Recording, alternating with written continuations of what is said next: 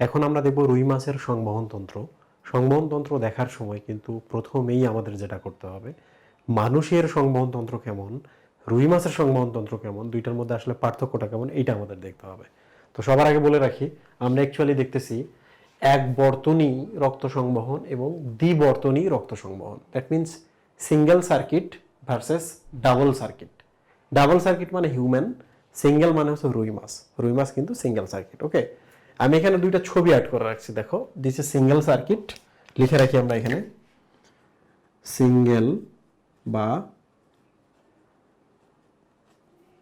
এক বর্তনী সার্কিট এটা, আর মানুষের ক্ষেত্রে হচ্ছে ডাবল সার্কিট বা দ্বিবর্তনী সংবহন।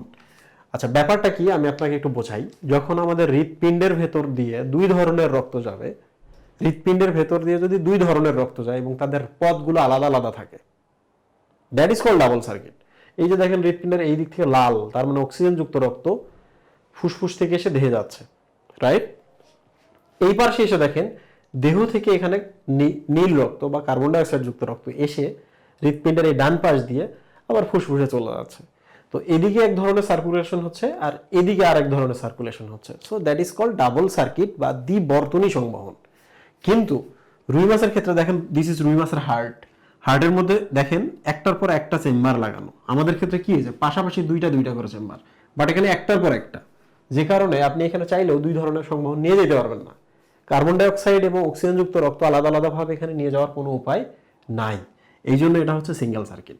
তো প্রশ্ন হলো যে এই এক বর্তনী এবং দ্বিবর্তনী সার্কিটগুলো হলে আমাদের উপকার কি, আর রুই মাছের কেন এটা অনুন্নত?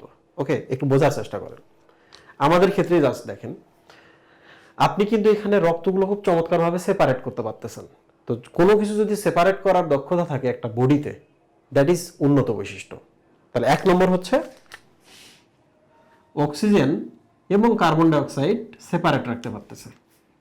দুই নম্বরে আরেকটা জিনিস দেখেন, সেটা হলো এখান থেকে অক্সিজেন দেখেন পাম্প করে সারা দেহে পাঠাচ্ছে।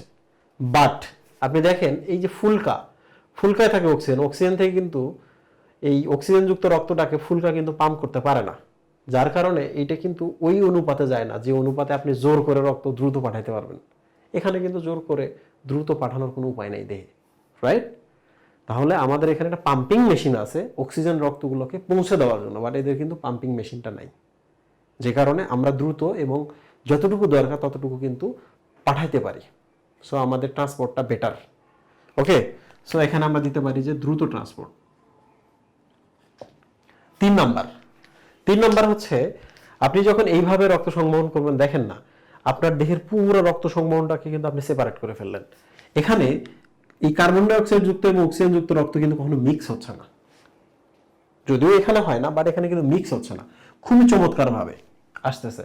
একটু চিন্তা করেন তো, এক ছাড়ি রক্ত যাওয়া আসা করতেছে, এইটা বেটার নাকি আপনি যখন এখান থেকে রক্ত নিয়ে আসবেন সাথে সাথে দ্রুত পৌঁছানোর একটা ব্যবস্থা রাখবেন? মানে সবসময় একটা ব্যাকআপ প্ল্যান আছে, রাইট? ব্যাকআপ প্ল্যান মানে হলো আমি যখনই সরাচ্ছি সাথে সাথে দ্রুত এখানে কিন্তু পাঠা যাচ্ছে। সো এই ব্যাকআপ প্ল্যানটা কিন্তু আমাদের হৃৎপিণ্ডে সম্ভব, যেটা এখানে কিন্তু সম্ভব না, রাইট? তো এই জন্য ডাবল সার্কিটটা তুলনামূলক বেটার। আর একটা ইউনিক ব্যাপার একটু খেয়াল করেন, আপনার দেহের এখানে রক্ত আছে, আপনি কিন্তু এখানে পাম্প করে পাঠাইতে পারতেছেন। এবার দেখেন এর দেহের এখানে রক্ত যাচ্ছে, ফুলকা কিন্তু পাম্প করতে পারতেছে না, রাইট? ফুলকা কিন্তু পাম্প করতে পারছে না। সো আপনি কিন্তু আপনার দেহে পাম্প করতে পারছেন, ফুলকা পাম্প করতে পারতেছেন, এটা একটা ব্যাপার। দুই নম্বরটা দেখেন যে এই দেহ থেকে সবগুলো রক্তকে ফিরাই নিয়ে আসতেছে এখানে হার্ট, কিন্তু এখানে।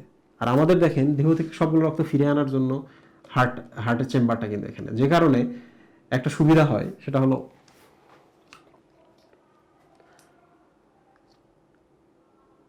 আচ্ছা আমাদের এটা জানার দরকার নাই, এটা একটু বেশ কমপ্লেক্স হচ্ছে, আমার নিজের কাছে কমপ্লেক্স লাগতেছে। সো আমি জাস্ট বলতে চাচ্ছি যে বুঝতেই পারতেছেন ডাবল সার্কিটটা কেন বেটার। প্রথম কথা হচ্ছে আপনি এখানে দুই ধরনের সংবহনকে আলাদা করতে পারতেছেন, যেটা এখানে সম্ভব না। দুই নম্বর হচ্ছে আপনি এখানে দেহের যে কোনো জায়গায় দ্রুত ট্রান্সপোর্ট করতে পারতেছেন, যেটা ফুলকা পাম্প করে দ্রুত পাঠাবে এই উপায়টা নাই। তিন নম্বর হচ্ছে যে আমাদের সারা শরীরের রক্তগুলা দুই ভাগে ভাগ হয়। কিভাবে ভাগ হয় দেখেন, এই যে এখান থেকে শুরু করে এই যে এই জায়গা, মানে বাম ভেন্ট্রিকল থেকে শুরু করে দেহ, দেহ থেকে দেখেন ডান এট্রিয়াম এই পর্যন্ত, এটাকে বলে সিস্টেমিক সংবহন, যেখানে রক্ত পাঠানো এবং রক্ত আনা দুইটাতে কিন্তু হার্ট জড়িত, সিস্টেমিক সংবহন। আবার দেখেন এই যে ডান ভেন্ট্রিকল থেকে ফুসফুস, ফুসফুস থেকে বাম এট্রিয়াম, এই জায়গাটাকে বলা হয় ফুসফুস, যেহেতু এখানে, তাহলে ফুসফুসীয় সংবহন বা পালমোনারি সংবহন, তাই না? তাহলে ফুসফুসে দেখেন, ফুসফুসে রক্ত আসার জন্য এখানে হার্ট পাঠাচ্ছে, ফুসফুস থেকে রক্তটা যে এখানে যাবে এই জন্য এখানে দেখেন হার্টটা কিন্তু প্রসারিত হয়ে একটা নেগেটিভ প্রেশার ক্রিয়েট করে আনতে পারতেছে। তার মানে রক্ত পাঠানোতেও হার্ট জড়িত, ফুসফুসে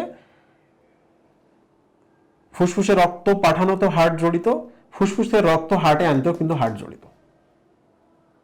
তাহলে এটার নাম হচ্ছে পালমোনারি সংবহন। তাহলে আমরা দেখলাম যে এখানে সিস্টেমিক সংবহন এবং পালমোনারি সংবহন দুইটাতেই হার্ট ডিরেক্টলি জড়িত।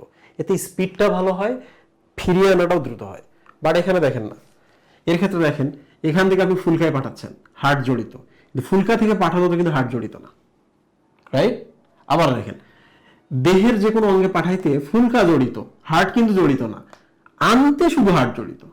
তার মানে আমরা দেখলাম যে এদের ক্ষেত্রে প্রত্যেকটা দেহ অঙ্গে পাঠান, এখানে হার্ট জড়িত না, আনতে হার্ট জড়িত, রাইট?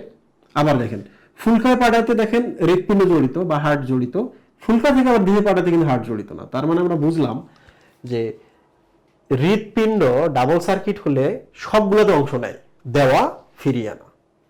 আর হৃৎপিণ্ড যদি সিঙ্গেল সার্কিট হয়, এই যে এখানে ফুলকায় পাঠাতে শুধু দিতে পারে, ফুলকা থেকে অন্য জায়গায় পাঠাতে দিতে পারে না। আবার দেখেন দেহ অঙ্গ থেকে আনতে হার্ট জড়িত থাকে, দেহ অঙ্গে রক্ত আসতে কিন্তু হার্ট জড়িত না, ফুলকা জড়িত।